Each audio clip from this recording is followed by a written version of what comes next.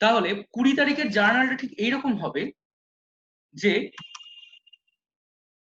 আমি কি রিসিভ করছি বিশনের থেকে, ভালো করে দেখো, আমি কিন্তু বিশনের থেকে একটা ক্যাশ রিসিভ করছি 20% ক্যাশ।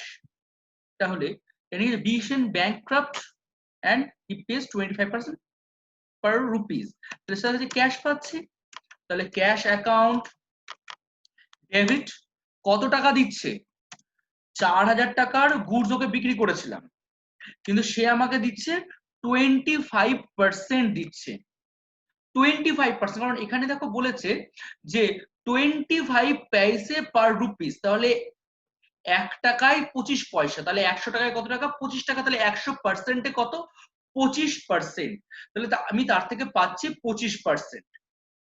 ঠিক আছে, কত টাকা দেওয়ার কথা ছিল, তাহলে দেওয়ার কথা ছিল হচ্ছে 20 সেন্ট লিখে দেওয়ার কথা ছিল হচ্ছে 20 সেন্ট দেওয়ার কথা ছিল হচ্ছে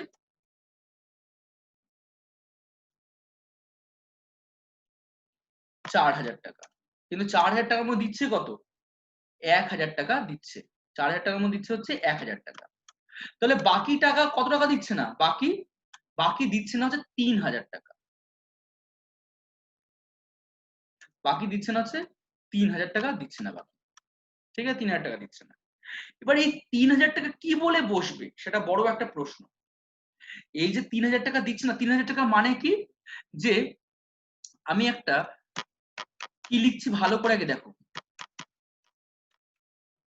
এটা কিন্তু ডিসকাউন্ট লিখলাম না, কি লিখলাম, ব্যাড ডেট, অর্থাৎ অর্থাৎ 4000 টাকার মধ্যে কত টাকা আমি পাচ্ছি না, 4000 টাকার মধ্যে আমি পাচ্ছি না 75%, অর্থাৎ 75% আমি পাচ্ছি না, পাচ্ছি কত, 25% পাচ্ছি, তাহলে যেটা পাচ্ছি না এটার জীবনেও পাবো না, তাই এটা ব্যাড ডেপ্ট। ব্যাড ডেপ্ট কথার মানে হচ্ছে যে টাকা মার চলে যায়, বাংলায় হচ্ছে কুড়িন, মানে আমার কাছে একটা ডেপ্ট ছিল, আমার কাছে যেটা পেতাম টাকা সেটা আমি মার চলে গেল, আর জীবনেও পাবো, তাহলে এটাকে বলে ব্যাড ডেপ্ট বলা হয়। ঠিক আছে, এটা একটু বোঝো, যদি না বুঝতে পারো আরে কয়েকদিন পর আরো অঙ্ক করতে করতে প্র্যাকটিস করতে করতে চলে আসবে, আমি এখন একটু বলে রাখলাম। তাহলে ন্যারেশনটা হচ্ছে being being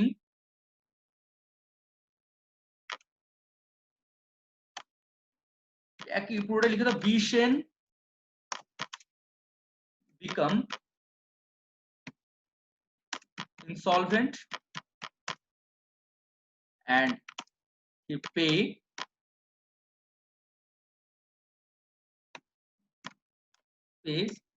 25 paise per rupee।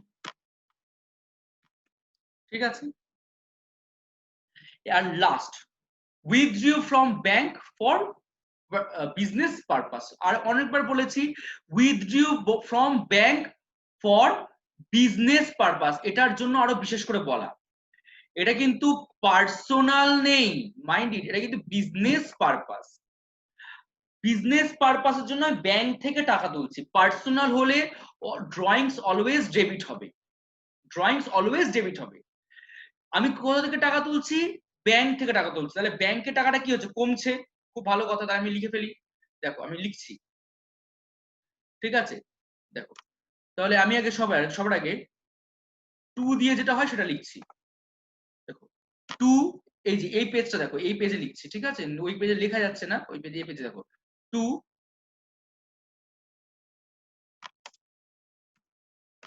Bank account, আমি ব্যাংক থেকে টাকাটা তুলে নিচ্ছি। ঠিক আছে, ব্যাংক থেকে টাকা তুলছি কিসের জন্য, বিজনেস পারপাসে টাকা তুলছি, এটা কিন্তু আমার পার্সোনাল কাজে নয়, এটা বিজনেস পারপাসে তুলছি, তাহলে পার্সোনাল কাজে হলে কি হতো, drawings account debit to bank account হতো, তাই তো, কিন্তু বিজনেস যখনই বলবে তখন ড্রয়িংস হবে না, তখন আমার প্রতিষ্ঠানে কি আসছে, ব্যাংক থেকে টাকা তুলে আমার প্রতিষ্ঠানে আসছে টাকা, আসছে ক্যাশ, আসছে ক্যাশ, আমার প্রতিষ্ঠানে ক্যাশ আসছে, তাই কি হবে এখানে, আমাদের প্রতিষ্ঠানে ক্যাশটা ঢুকবে, তাহলে কি হবে এন্ট্রিটা, ক্যাশ অ্যাকাউন্ট ডেবিট হবে, ড্রয়িংস হবে না, ড্রয়িংস পার্সোনাল পারপাস বললে ড্রয়িংস হবে, আর ক্যাশ তখন হবে ডেবিট যখন আমি বিজনেস পারপাসে তুলবো। তাহলে জার্নালটা এরকম হবে যে ক্যাশ অ্যাকাউন্ট ডেবিট ঠিক দেখো আমি বলছি আরেকটা কথা, cash account debit to bank account কত তারিখ? 28 তারিখ, 25 তারিখে, সরি 25 তারিখে।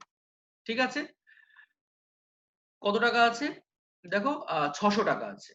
তাহলে এখানে 600, 600। ঠিক আছে, ন্যারেশন হচ্ছে বিং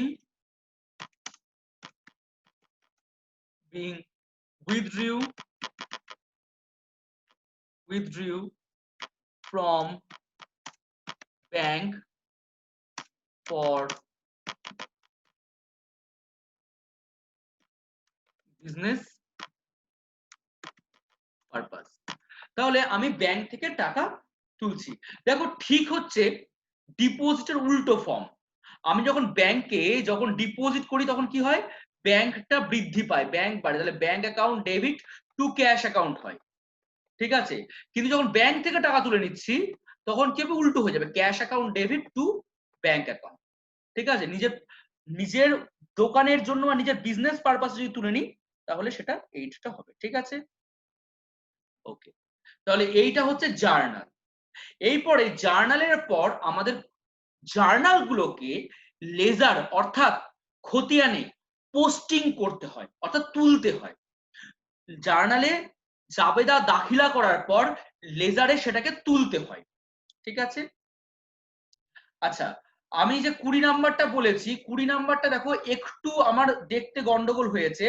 20 নাম্বারটা আমি এই তিনটে এন্ট্রি নিয়ে বলতে হবে, আমি একটু দেখতে গন্ডগোল করে দিয়েছি। ঠিক আছে, আমি একটু তাড়াহুড়ো করে বলছিলাম। তো কি হয়েছে দেখো, 4000 টাকার তো আমি পণ্য বিক্রি করেছি, রাইট, কিন্তু আমি তার মধ্যে থেকে আমাকে আমার মানে যে দেনাদার বা ডেটার্স বিশেন, সে আমাকে 400 টাকা অলরেডি ফেরত দিয়ে দিয়েছে। তাই এখানে 4000 টাকা হবে না। ঠিক আছে, কি হয়েছে যে আমি তাকে বিক্রি করেছিলাম 4000 টাকার পণ্য, তার মধ্যে 400 টাকার পণ্য ফেরত পাঠিয়ে দিয়েছে। তাহলে এখানে কি হবে, তাহলে আমি ক্যাশ রিসিভ করছি কত, মানে কত ডিউ অ্যামাউন্টের এগেনস্টে, 3600 টাকার এগেনস্টে আমি ক্যাশ রিসিভ করছি। ঠিক আছে, আমি ক্যাশ রিসিভ যেটা করতে পারছি না, কারণ সে দেউলিয়া হয়ে গেছে, নিঃস্ব হয়ে গেছে, সে নিঃস্ব হয়ে গেছে, তার কাছে আর একটা পয়সা নেই আমাকে দেওয়ার জন্য। ঠিক আছে, তাই এটা 3600 টাকা হবে। আমার একটু দেখতে গন্ডগোল হয়েছে। ঠিক আছে, তো ঠিক করে নাও। তাহলে 3600 টাকার যদি হয় তাহলে 3600 টাকার 25% কত হবে, 900 টাকা। 900 টাকা, তাহলে এখানে তাহলে আমাকে দিতে পারছি না কত,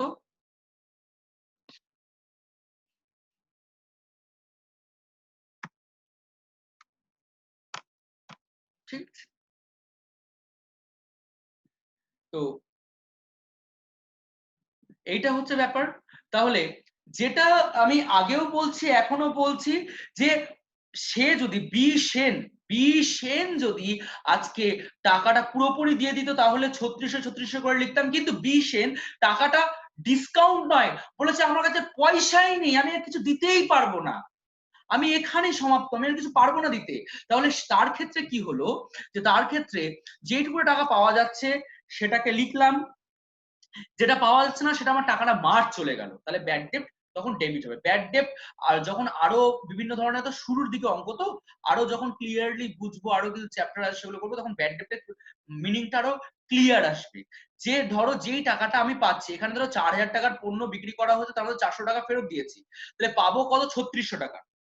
3600 টাকার মধ্যে 3600 টাকার মধ্যে আমি 900 টাকা পাচ্ছি। ঠিক আছে, 2700 টাকা পাচ্ছি না। বুঝতে পারলে জিনিসটা, এটাই ব্যাপার। ঠিক আছে, আচ্ছা এইবার এটা একটু করে না, লেজারটা করা আছে। এবার জার্নাল থেকে যখন লেজারে সেগুলোকে পোস্টিং করতে হবে, তার প্রসেসটা একটু দেখে নাও কিভাবে করতে হবে।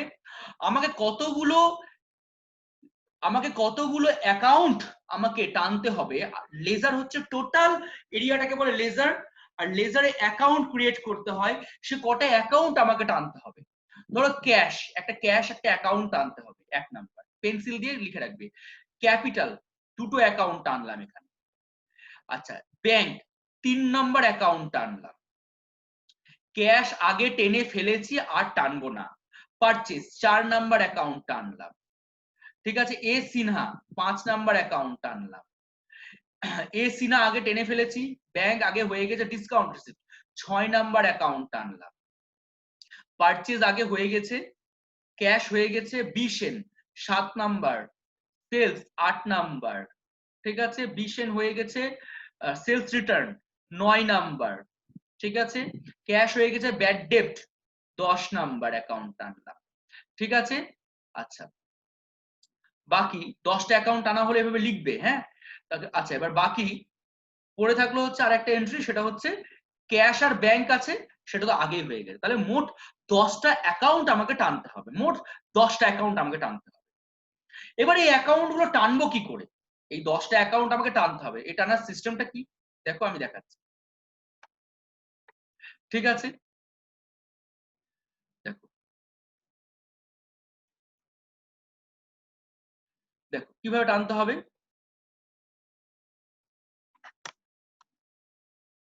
সবার উপরে লিখতে হবে মাঝখানে ঠিক বরাবর লেজার, লেজার। এবার লেজারটা লিখে দিয়ে একটা লাইন ছেড়ে আমাকে একটা করে অ্যাকাউন্ট ক্রিয়েট করতে হবে। সেই অ্যাকাউন্টটা কিভাবে ক্রিয়েট করব দেখো, সবার আগে টানলাম, তার মাঝখানে একটা, সবার আগে মাঝখানে আগে ভাগ করে দিলাম, একটা ছোট্ট বক্স টানলাম, ছোট্ট, বেশি বড় বক্স না, এক পাতায় মোটামুটি 4টে করে এরকম বক্স টানবে, এক পাতায় মোটামুটি 4টে করে বক্স টানবে, অর্থাৎ মোট 2.5টা পাতায় 10টা বক্স টানতে মোট 2.5 পেজ লাগবে। তাহলে মোটামুটি এরকম করে টানবে, ভাগ করবে, তারপর মাথার এখানে দাগ দেবে, দিয়ে ভাগ হলো, দিয়ে এই সাইডে একটা দাগ টানবে, এখানে একটা দাগ টানবে, এই সাইডে একটা দাগ টানবে। তাহলে এই দিকটায় যেরকম ভাবে দাগ টানলাম, ঠিক এই দিকটাও সেভাবে দাগ টানতে হবে, ঠিক আছে। ভালো করে আগে শুনে নাও জিনিসটা। আচ্ছা, এই দাগটা একটু ছোট হয়ে গেল, একটু বড় করে দাও, একটু করে বড় হবে। তাহলে এটা কিসের দাগ?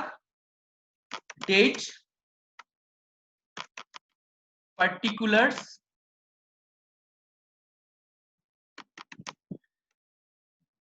এটাকে বলা হচ্ছে জেএফ, জেএফ। জার্নালে বসে হচ্ছে লেজার ফোলিও, লেজারে বসে হচ্ছে জার্নাল ফোলিও, এটা অ্যামাউন্ট রুপিস। সেম এখানেও তাই, সেম এখানেও তাই, যা লিখলাম এই জায়গাটায় সেম এখানেও তাই লিখতে হবে, ঠিক আছে, যে date particular JF amount rupees. মনে রাখবে লেজারের লেজারের লেজারের এই সাইডটা হচ্ছে ডেবিট দিক, আর একদম শেষ কর্নারটা হচ্ছে ক্রেডিট দিক, ঠিক আছে, শেষ কর্নারটা হচ্ছে ক্রেডিট দিক, একটি ডেবিটে। এবার এটা একটা লেজার হলো, এইরকম তোমাদেরকে মোট একই জিনিস 10টা টানতে হবে। এক হলো,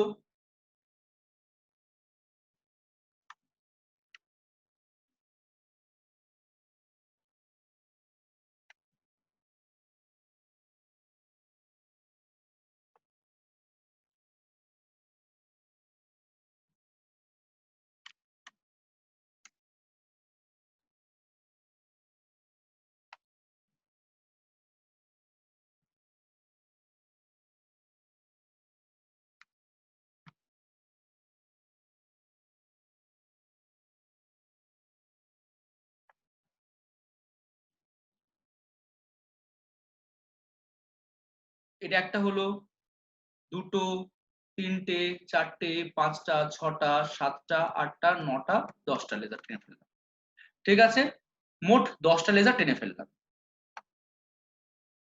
ঠিক আছে। তাহলে প্রত্যেকটা লেজারের মাথায় তার নাম দিতে হবে। প্রথম লেজারটার নাম হচ্ছে ক্যাশ অ্যাকাউন্ট, ঠিক আছে, প্রথম লেজারটার নাম হচ্ছে ক্যাশ অ্যাকাউন্ট। তারপরে লেজারটার নাম হচ্ছে ক্যাপিটাল অ্যাকাউন্ট,